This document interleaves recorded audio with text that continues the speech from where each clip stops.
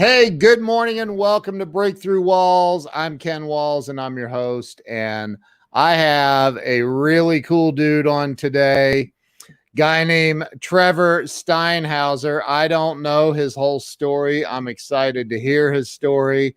And hey, if you're on here right now, let's go ahead and share this puppy out. So, Trevor Steinhauser, welcome to the show, man. Thanks, Ken. How you doing, man? You're down there in Kentucky. Yeah, it is 40 degrees and about 27-mile-an-hour wind. So it's wow. a little brisk. Yeah, wow. So Trevor, I started this this show a couple years ago to help people have a breakthrough in life that get stuck. And you know, we all go through it. And I think that we can grow and learn by hearing other people's stories, how they've overcome hard times. So let's start with where you were born and raised. Born and raised in a little town, about 16,000 people, Fort Thomas, Kentucky, which is directly across the river from Cincinnati, Ohio. So it's about 3 miles away from downtown. Okay. So is that where you were, is that where you went to school and high school and all that? Yeah. Yep. Yeah. Still live here as we speak.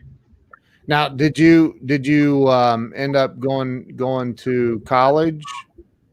Yeah, I went to University of Kentucky down in Lexington. Okay. Yep. From 96 to 2001.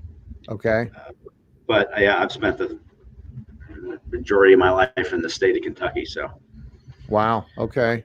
Yeah. What was it like for you growing up as a kid? Like, it was great. I mean, came from privilege. My family was successful, a family business, fourth generation family business. So we had a good life growing up. I never wanted for anything, and happy Brady Bunch. That's how I describe it. 2 parents. I have 2 older siblings, and yeah, it was Brady Bunch City. Brady Bunch City. Okay, how many kids how many? There's you and. So I have an older brother who has since passed on. So he's 7 years older, sister that's 5 years older, and then myself. Okay. So, did you see you didn't get in any trouble or anything growing up? My whole entire life has been trouble. So, yeah, the majority of my story, if you want to talk about struggle, I mean, my entire existence has been, trying to break through stuff. And it all started for me very young. When I was 18 months old, I fell down a flight of wooden stairs and fractured my skull. Oh, wow. Yeah. And so right around 5 or 6, I started noticing that I was off, mentally. ADD, just a very impulsive, compulsive individual behaviors. Happy kid, but could not. My dad said I was a fart in a frying pan. I just could not stand still, and that's really transcended, the rest of my life. So a lot of mental health issues, which turned into addiction issues, which plagued me academically and all leading up through my life has been it's been a rough go of it. So you and you went to college and you graduated and all of that. Wow. Yeah. And it was it was a lot of stuff that happens when you're in adolescence. I mean, a lot of self-esteem problems, and that led to drinking alcohol and start with marijuana, then turned into a lot of things. Yeah, the academics I got through, but it was difficult. I was an underachiever, which was part of the reason, that I struggled.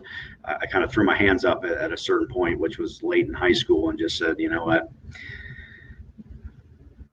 the academic thing is not my forte. So I think I'll just kind of put the deal and let it rip. So that's kind of how things went. And again, after a while, I realized that we have been groomed to take over this family business. My dad was the third generation. My siblings and I were the fourth, and it was basically an unwritten expectation that we're going to come work here. So it worked out for me. I guess it was shaping up that way to work there because I had no other skills. Gotcha.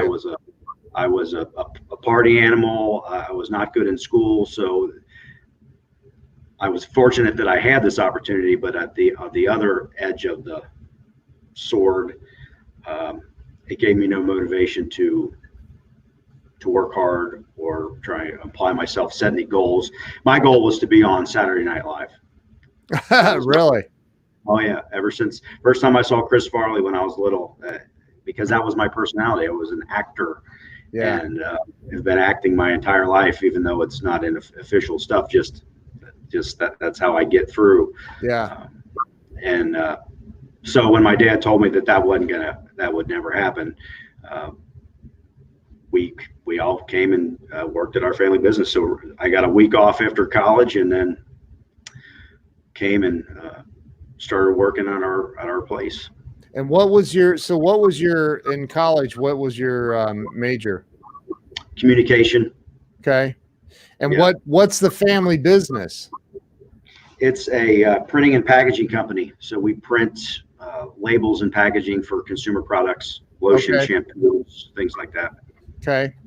And so right out of college, you started working in the family business. And communication, like in is that like sales or electronics or what? No, it was more like sales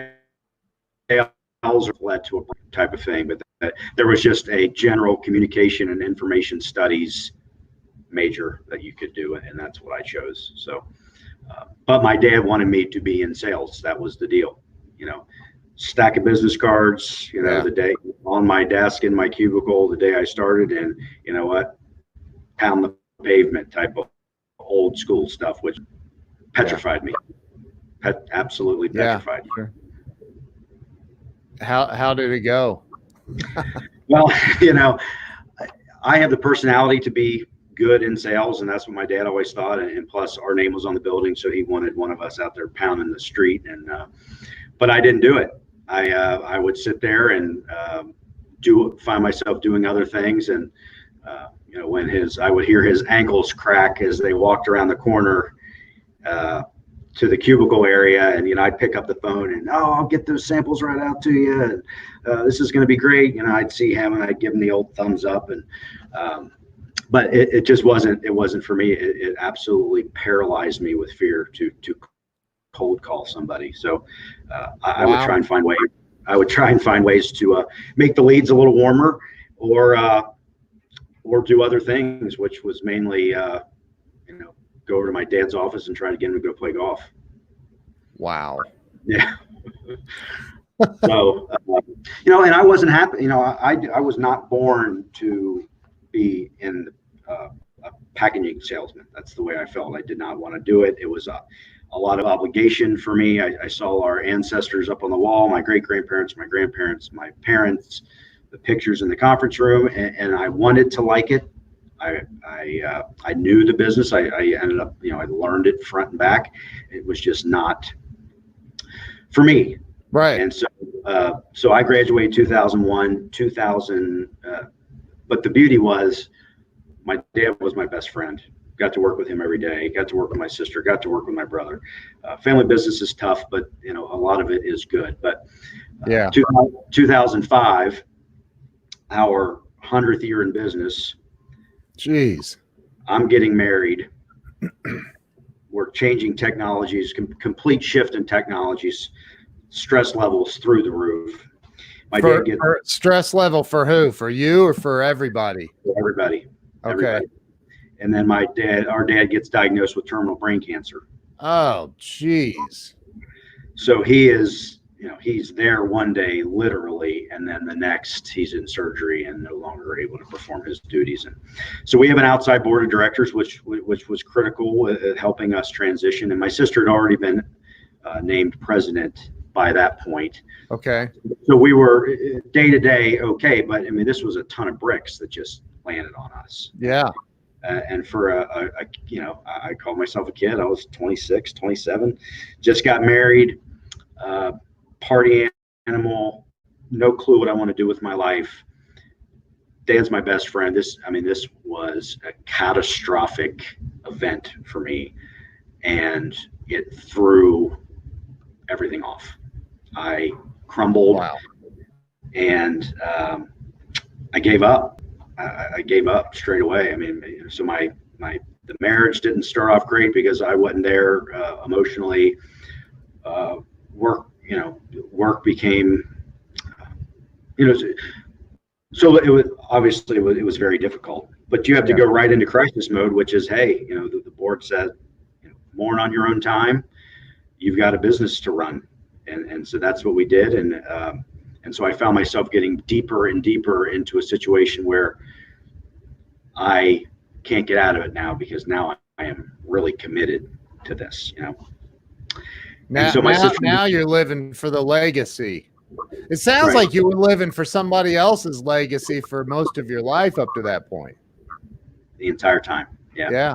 And Now, don't get me wrong. I wanted to like it, and there were times that I enjoyed it. I knew the business technically, but my skill set is culture and helping people and making people smile and tactically helping them. That's what I found myself doing every day, was walking around and tactically helping people solve problems. And that's hard to take into a boardroom. It's hard to, you don't throw that on a spreadsheet. And, the days of the chief people officer, were not around then. Yeah. But that's what I found myself doing. That's where my skills shined. And, but that was a hard sell when my stack of work duties were piling up. But regardless, my sister and I bought the company in 2007, so we're now in it to win it. And from there, my personal struggles only became worse. And it's funny because it should have been worse, because we had a child in 2007, our first daughter, but I'm in a depression. I'm still in a massive depression from when my father passed away. Can't get over it. And so that had another child in 2009, same thing, kind of a perpetual muck that I'm in. And, it was a snap out of it kind of thing I'm getting from my sister and from my wife and from my friends. But I've had mental health struggles my entire life, and it was not, I didn't want to be there, but that's where I found myself. And this is all, when you say you were struggling, was it just struggling with mentally and emotionally being there in the business, working on the business, or was it the addiction stuff you were talking about? Mental health stuff, and I was partying hard, but I didn't a problem. I knew that I liked to turn it up, and I knew that I was soaking up my sorrows in ways that probably weren't the most productive, but and that was brewing, and had been brewing since I was probably 17. Probably been brewing since I was born, to be completely honest with you, because I have been no matter, even when I was little, no matter what it was, if it felt good to me, I wanted to do it nonstop. I never wanted it to end. And more. Right. So under the surface, it was the things were to come that were percolating. And so have a little gap, trying to have a third child, end up having a son. So we have 2 daughters and then a son. Named him after my dad. My wife thought it was a girl the whole time, so it was a truly a miracle when he came out. Wow. And then it was great, but I still got this, I'm a head case, and so things were still bad because I'm going to work every day in an unfulfilling situation, and I don't know what to do about it. That this is like all I know at this point. And you owned at the time, and you still do own it, right? Like you still own the company? Oh, no. My sister, we're in a buyout as we speak. Gotcha. I exited that. So gotcha. In 2014, I'm out with a friend having dinner, and I inquire if he can get any cocaine. I had done that, in college, but never really an issue. But at that point, I was searching for anything to soothe my pain. Meanwhile, I've got a 6-year-old, a 4-year-old, and a 4-month-old.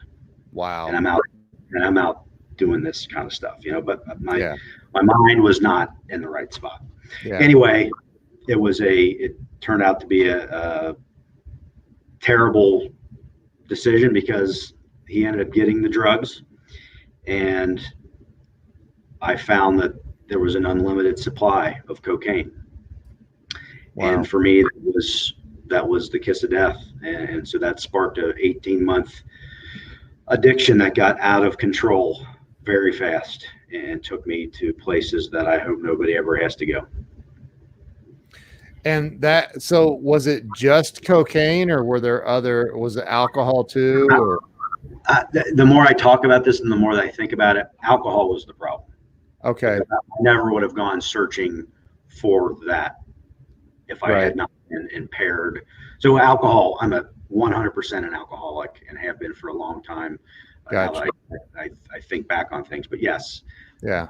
But so it became bourbon and cocaine. That became the tandem there that took me down to the ground. Wow. Sounds like a George Thorogood song in the making. And in the beginning, I've got, not only am I a husband and a father, but I own a business with 35 families that are, my sister and I are responsible for. And wow, and I'm, and we run a good company, very honest, but I found myself in these company meetings, telling people to do the right thing, and I'm coming back into my office and doing it for the rest of the day. And this became a daily thing, and just crumbling inside, not making it just the worst decisions that I could, that you can make. But at that point, I was in a full-blown addiction and didn't know right from wrong. People can argue that, but I started to go crazy. I was in a bad spot, and I did it all on my own. I isolated. I didn't have any, I wasn't doing it with friends. So I was trying to fight through this myself. And so that was February 2014, June of 2015, my hiding and antics start to show. Yeah. Wow. And a sister and a couple friends tried to intervene with me, and started seeing a therapist and trying to figure out how they're going to do this intervention with me. At that point, I was ready for help, but I still bobbed and weaved them for about 2 months, and but they finally pinned me down and said, we're going to go see this therapist we've been talking to, and we're going to get you help. Because there had been a couple of public episodes with me in front of a lot of people, acting like a complete savage, and it was now. Sorry, go ahead. I want to ask you a question. So, this is a 4th generation company. Your great father started the company, and it's in the printing industry. Is that right? Correct. Okay. It sounds like it could be. It sounds like it's a multi-million-dollar company. I mean, you got a board of directors and all. I mean, it sounds like a huge company. It's not huge, but it's successful, and it was very well known, and yeah, and I was putting all that at risk. Wow. Daily, on a daily basis. Yeah. Wow. So by June of 2015, you said you were ready for help, but they and most people that watch the show know that I'm 17 and a half years of sobriety, so it's a gift for sure. But I understand what being in denial is about too. So when June of 2015 rolled around, and they were all, I know, trust me, man, I know the story. And so like, they're all happy to take you to see. How did you feel about going and getting help, as everybody likes to say? I wanted it. I was done. I mean, I was, and I'm just, this is full disclosure here, man. I was in psychosis. I mean, I was bear crawling around my house. I thought there was, helicopters outside. I mean, I was doing just Scarface amounts of cocaine, and sleeping. And I was up 22 hours a day, and yeah, so it was bad. But when they confronted me, I wanted help at that point. Okay, so we get to this therapist, and there's three of them, the therapist and myself, and my family had never been through this, even though there's alcoholism in my family. I'm the first diagnosed alcoholic. Right. We didn't know about rehab or anything like that. So I said, let me see this guy twice a week, see if we can put a tourniquet on this thing. My sister's my business partner. She's my best friend. She is now involved in this thing. My friends dropped that on me on the way to the therapist meeting. So, I mean, this is now legit. We're in trouble here. But we decided not to tell our board. We're going to do this ourselves. And so I went and saw this guy twice a week, and I was sober. I was happy. I was seeing this, and I found him asking me the same questions after about a month, every week, every session, as if we never even met. And so, then my alcoholic mind, man, I could spin a web around this dude in a heartbeat. So that's what I did. I relapsed. I started coming to sessions high. I'd get high in the parking lot, come in there. I'd say, man, I feel amazing. Recovery is, really doing it for me. And lying through my teeth. When you say getting high, are you talking cocaine again? Yeah. Yes. And this is how you're only a couple months. So it's June, July, August, maybe of 20. Yeah. So it's, I was sober from the first week of August until the late September. Okay. And then it fell off. So, and then this older counselor dude is the reason. And that was just, I don't know the entire time when I made the decision, should I go see this guy versus go to rehab? If I knew in my heart of hearts that I was going to eventually do this, I don't know. But that was the crack in the armor that I took advantage of to go back out. Sure. And so that's what I did. Wow. And I went back out for about, I don't know, 15 days maybe. And wow. And I went back out after 6 weeks, and I was doing as much as I was doing before. And what the old story is, I got sick quick. And one night I'm sitting in my bathroom, and I'm looking in the mirror, and my eyes are just as jaundice as you could get. My face is gray, my body's gray, my body's gurgling, organs are starting to shut down. I'm sick, and I'm just begging, my dad up in heaven and God, somebody somehow help me, because the fact that this could ever be turned around was dwindling in my mind, how it could be a positive ending. Yeah. And the next day I'm sitting in my office, and notorious around the entire network for not answering my phone, even for my mother. Yeah. So a number, a known number of 10 never answered, and I did, and it was an agent with the DEA. Oh, so jeez.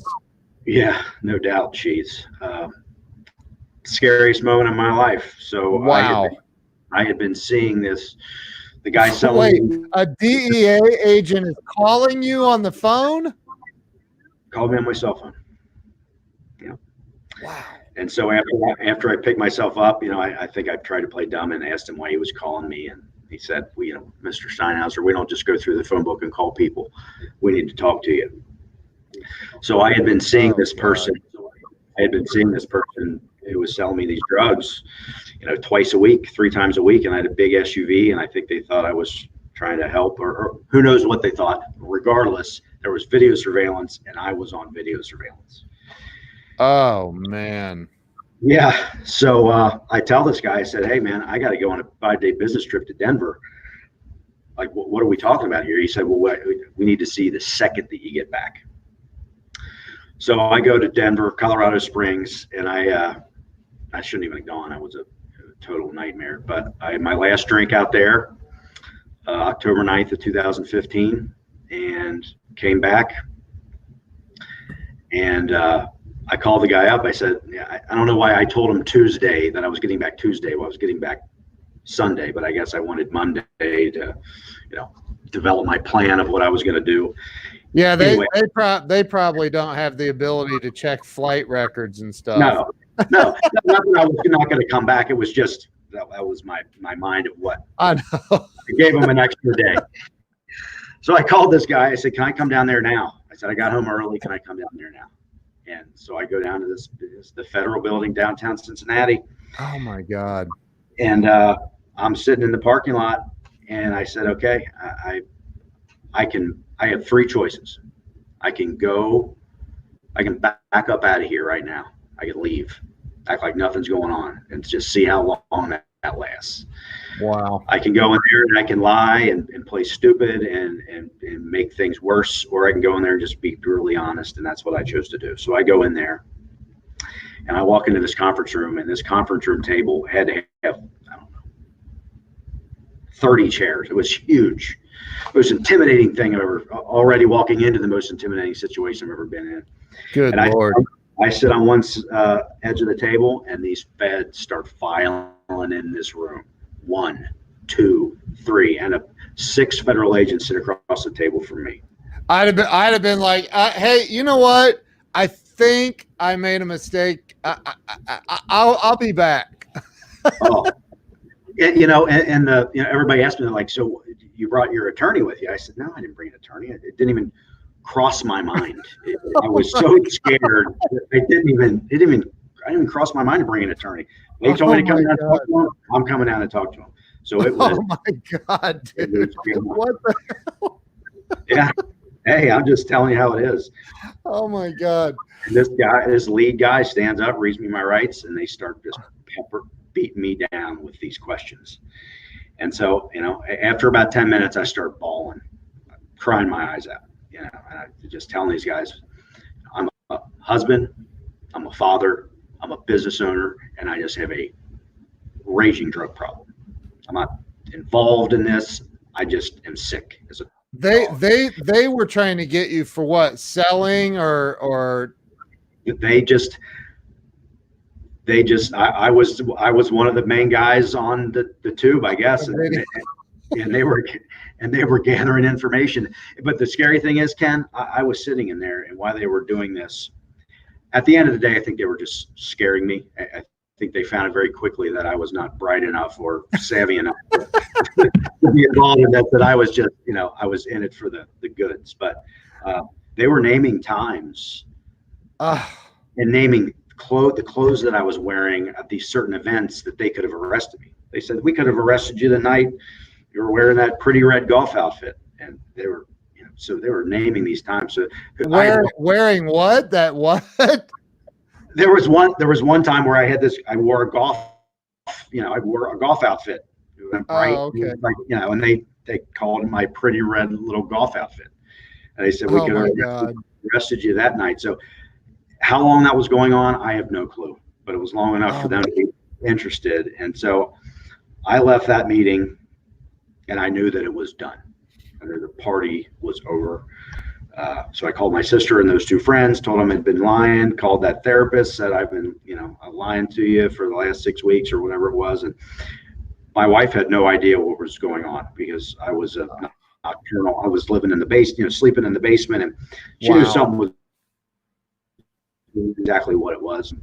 Developed a raging cocaine issue for the last year and a half, and so I got suspended from work. My officer duties were put on hold. I'm suspended. How did you get suspended from a company that you own? Because we have an outside board of directors. So they have a fiduciary responsibility to the company and the company alone, and what's in the best interest. So they still paid me, but I was, from that day, I never stepped foot back in the building as an employee. So, so I've got this business thing hanging over my head. I've got this legal thing. Who knows what's going to happen with the feds? I have no idea. So those were the things that had to come crashing down for me to get, but at the core of it, I wanted help. I didn't want to be doing this anymore. My life was it was awful. It was no longer fun. Doing the drugs was not fun. It was now it was a mess of a life. It was a living hell. So that's how it had to happen for me. So I went to rehab 4 days later and was fortunate enough to find my aha moment in that period of time. And knock on wood, 4.5 years later, we're kind of moving forward. Wow. With a new life, and it ended up being a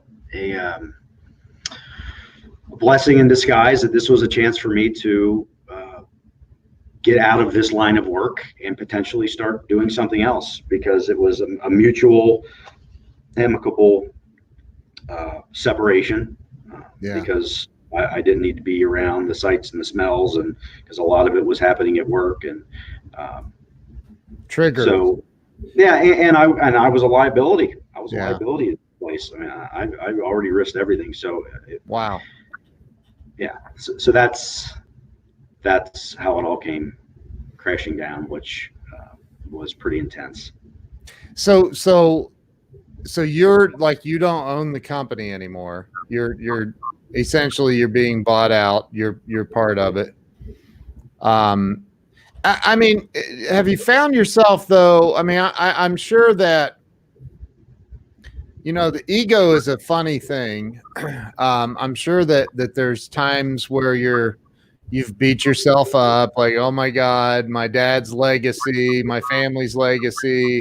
And then there's probably, I would imagine, times where you're like, thank God I hated that crap anyway. Right. Yeah, sure. You got both sides of the coin, and it sounds like, so what are you doing anything now? Are you starting a new business? What's going on in your life right now? I know you're sober now, 4.5 years, you said? Yep. That's awesome. Congratulations, man. That's awesome. Thank you. Yeah. So I think like a lot of people that get sober and have an epiphany, we want to help people. Yep. And so that's what I wanted to do. And so I got some certifications in intervention and recovery coaching, peer support. So I'm doing some things with that. But I started, I told you earlier that I wanted to be on TV or radio so that never left. That has never left me. So the thought of starting a podcast came up 3 years ago, and I blew it off. But this August 19 last year, I started a podcast called Stigmatized, which is all about education and awareness for mental health and addiction, behavioral health. That's awesome, dude. Wow. Yeah. Good for you. So I've been kind of immersed myself in that, looking for work and so in between stuff, but have found myself, I'm just an advocate for mental health and addiction, and trying to get it into our school system, and have a support group that I run, and with some of this other coaching stuff.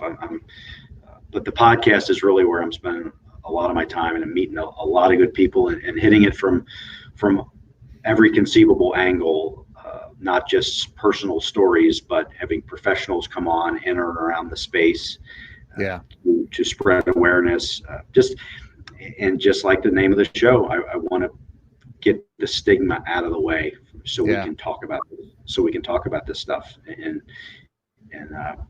get away from the embarrassing. Talk about, things happen to people, and it's okay. Yeah. And we're not, we just have to get past that, and spread the word of the behavioral health is a big issue for a lot of people, and it touches every single one of us in some way or another inside of our close circles, whether that's addiction or mental health or anxiety, depression. It doesn't have to be, it's not schizophrenia that we're talking about. It's just being, having a bad day. It's okay. Yeah. There's a couple things. First, I want to tell you about a call I went on one time in recovery. We call it a 12-step call. And we'll get back to that, but because it was the craziest call anyway, I'll tell you that in a minute, but I have a question for you. How did your wife, because typically alcoholics and addicts attract really great people that have a tendency of being codependent. How did your wife take all of this, and are you still together? We are. She was not, obviously not thrilled, but it's such a low point that I was not contributing to the family in my duties with 3 young children who were already not happy with me. Load this on there, and the lifestyle that comes with it. The fact that she's still with me is nothing short of a miracle. That's awesome, though. That and your kids obviously are older now, and I'm sure, are happy to have a sober dad. Yeah, and I just told our oldest daughter is 12. I just told her a couple months ago about what's going on, because she knows about this podcast, and she knows that I don't work where I used to work, and that I'm helping people, but I didn't want her to hear it from some other person at middle school that said, "Hey, I heard your dad's a drug addict." I wanted her to hear it from me, and explain it the right way, and bring her a part of it. So I brought home my 4-year coin from a 12-step meeting and gave it to her, and so now we're on the journey together, and then I'll tell the other 2 when the time is right. Yeah, man, that's freaking awesome. So, I one time a doctor buddy of mine in recovery calls me and says, "Hey, want to do a 12-step call with you," which, for anybody that doesn't know what that means, it means you go talk to somebody that may or may not be in denial and that is in a current active addiction or situation. So we go, this dude had crashed his truck into a tree, flown through the windshield. He hit the tree, his body did, after the truck did. And he literally was from head to toe in a cast, laid up. All you could see were his eyes and his mouth, and I think his fingers. And so we went and we were talking. I'll never forget this, and I laugh about it. It's not funny, but this guy said, "What are you guys talking about?" And this is his 3rd DUI. What are you guys talking about? I don't have a problem. Get the hell out of here. I was like, dude, that is serious. Wow. Yeah. Still didn't think he had a problem. What's that? Still didn't think he had a problem. No, he didn't. But see, that's the thing, because I had been through that for many, many years in my life. And, where, dude, call me anything you want on planet Earth, but do not call me an alcoholic. And so I get the denial part of it. And it sounds like you're like some sort of an anomaly where it was like you just did, and then boom, one day you're like, okay, I need help. And there was no denial, no nothing. You just like, I mean, the latter stages where the DEA shows up, I mean, that's great motivation for sure. Like, so whatever did anything come of that? Thank God. I'm still knocking on wood because you never know, but I did that meeting. Yeah. Yeah. So I called, I met a couple times, and then after about a year and a half, I called him. I said, "Hey, dude, you got half my money. What's up? I mean, what's going on here?" And he said, if they haven't called, they're probably not going to call. So I never heard him, and that was good enough for me. Yeah. Well, so I think a bunch of them watch my show, so maybe you'll hear from them now. I'm just kidding. Let's hope not. I'm kidding. No, but I mean, it was that's part of the story that I kept it out in the beginning because I was still embarrassed about it, but now it makes for a good story, man, because it was I'm not I was doing criminal things, but I'm the furthest thing from a straight up smuggling criminal. But right. you were buying cocaine for myself, but I was buying and then what's that? I said I was buying it personal, but I was buying a lot of it. So I know. Who knows? Yeah, it could have been But one thing you said is a lot of people do go through denial, and even though I wasn't in denial, I wanted help. Had that not happened to me, I would have done that until I died. You mean the DEA thing? Yeah. The DEA thing and the work thing, if it hadn't collided like that for me, yeah. Even though I wasn't in denial, it would have killed me because I couldn't stop, and it was copious amounts. So we all have to get there somehow, and if it takes an intervention of that magnitude, then so be it. Isn't that funny though? Because I think about that, with myself, and I mean, obviously, we're supposed to credit God, and I do, but I often think about, like, should I credit God, or was it my ego trip? Because I was like, I was called out by somebody that called me a worthless drunk in front of a bunch of other people in a really highfalutin bar. And that's when I was like, what the heck? I hope nobody else heard him say that, and then it was like, I had that moment of just complete surrender. Like, okay, I can't live like this anymore.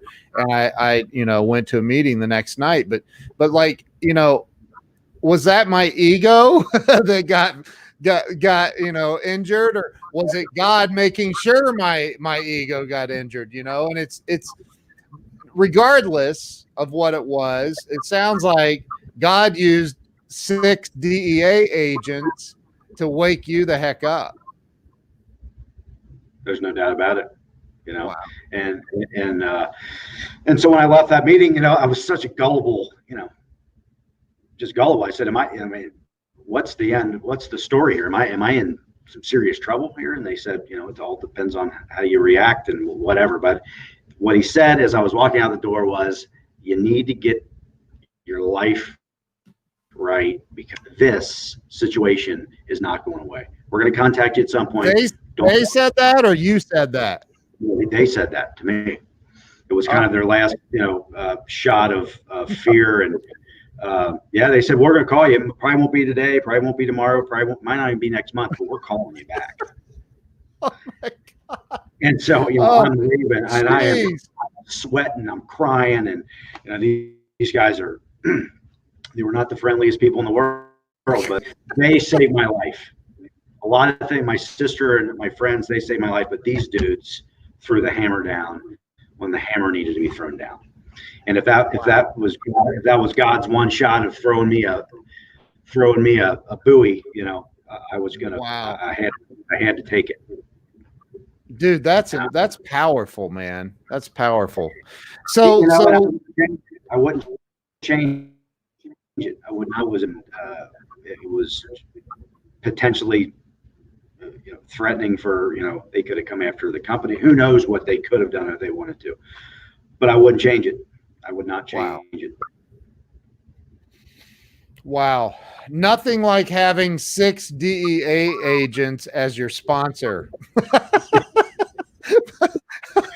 They're my honorary sponsors for life. Right. Wow, man. Sounds like someday maybe you need to look them up and give them a big hug and thank you. I've thought about it. I've thought about asking the one to come on the podcast, but I'm not sure he would do that. But you never know. I think about him often. Know. Yeah. Wow. That's so awesome, man. So wow. What a powerful story. So what's next for you? Well, I asked myself that quite a bit. I'm not sure.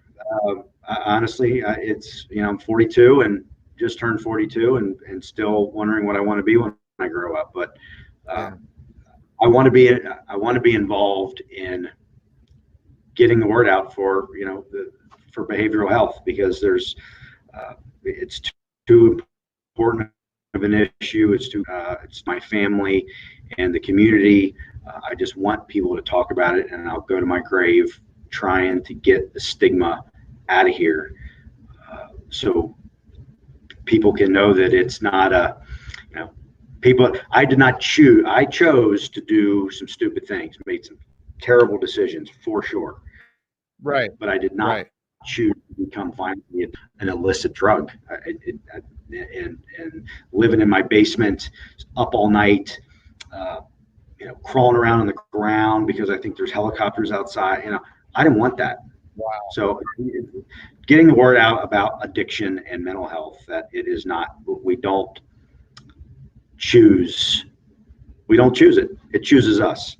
We choose to dabble and maybe, poke the bear, but for some of us, it comes and it wreaks havoc on our lives. But it's okay. I'm not a bad person. I'm a good person that, went down a road, and I want anybody and everybody that I could possibly help to avoid that road. That's what. There's a friend of mine on here right now who is, she's talking about helping her son with schizophrenia and drug addiction and some other things that she could probably benefit talking to you, I would imagine. Susan, I'd love to talk anytime. So yeah, definitely hit up Trevor on Facebook and chat with him. And I mean, dude, you're whether you believe it or not, you're making a difference in the world. And people have a tendency I mean, I've been sober a very, very long time. Honestly, I remember being in one of my first meetings, excuse me, and I saw a guy get a 60-day coin. I thought, you must be the most boring person on planet Earth, man. How in the world does somebody go 60 days without a drink? Are you boring SOB? I remember thinking that, like, you people are crazy, man. Like, how do you have fun in life if you're not drinking? And and here I was at the end of my rope, jaundice, gray skin, all of that, bloated, feeling the same stuff, man. But I can remember how, in my mind, it was just messed up, man. I was like, this, you people are nuts. And now today I can't imagine taking a drink. Like, it's just part of who I am. So, dude, I think you're making an unbelievable impact in the world. I think it's awesome. If you're doing the podcast and you continue doing it, it's going to make a difference, man. I've been doing this show. You are around my 200th interview. I've had, now I can say hundreds of celebrities and entrepreneurs and just amazing people on this show. And I get messages every single day from people that say, "Hey, I watched an interview with Trevor or whoever, and it changed my life." So, good job, man. You just got to keep going. That's right. That's it, man. No doubt. That's it. That's right. Wow. Yeah. Wow. So, Trevor, where can everybody follow you? What's the best place on social media? Facebook. So the podcast has a page called Stigmatized Podcast, and Trevor Steinhauser for my personal page, and same for Instagram. Awesome, man. Dude, like I don't I'll ask you this question. I ask everybody this question, and that is, what do you think the number one thing is for most people that keeps them stuck? I mean, here's and for anybody that's just joined, Trevor told us up front that he grew up in he's the fourth generation business owner of a pretty decent sized company, it sounds like, and grew up privileged, as your words, not mine. And you've been through a lot of stuff in life, but what do you think, in your opinion, is the number one thing that holds people back from true success and happiness in life? Believing in themselves. I mean, that's personal experience, but I know that is for a lot of people. It's hard, in life's hard, social media, all this stuff come at us, to believe that we can be successful and that we matter. And same thought process from a child. I mean, it follows us through life. Just having self-esteem and believing that we are relevant and that we can make a difference. I think I know it holds me back. And how can they get more belief in themselves? It's just, it's the one day at a time thing, repetitive motion, telling it the little engine that could, telling yourself that you can, and putting in the work, whether you gotta, for me, it was therapy and a lot of meetings and whatever it is, but convincing yourself that you do, because once you can flip the switch and know that, it made things, life can be beautiful. Trevor Steinhauser, everybody. Make sure you go follow this guy on social media everywhere. Trevor, I want to thank you for coming on and sharing your story and being so transparent. And, the way I view every single day of my life now, and have for many years, is if I can help one person, just one, today, then my life is a success today, just today. No doubt. And I would say you've definitely helped some people today, man. So thank you for coming on and being so open and honest and transparent. No, I really can. I appreciate the opportunity, and thank you for all the people that you're helping, and the wonderful stuff that you do on a daily basis as well. Thank you. I appreciate you saying that. Thank you. Thanks again. And thank you to everyone who shared this out.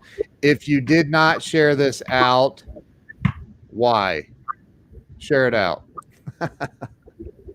Appreciate all of you. And Trevor, thank you again. I appreciate you coming on. You got it. Everybody have a great day. Thank you.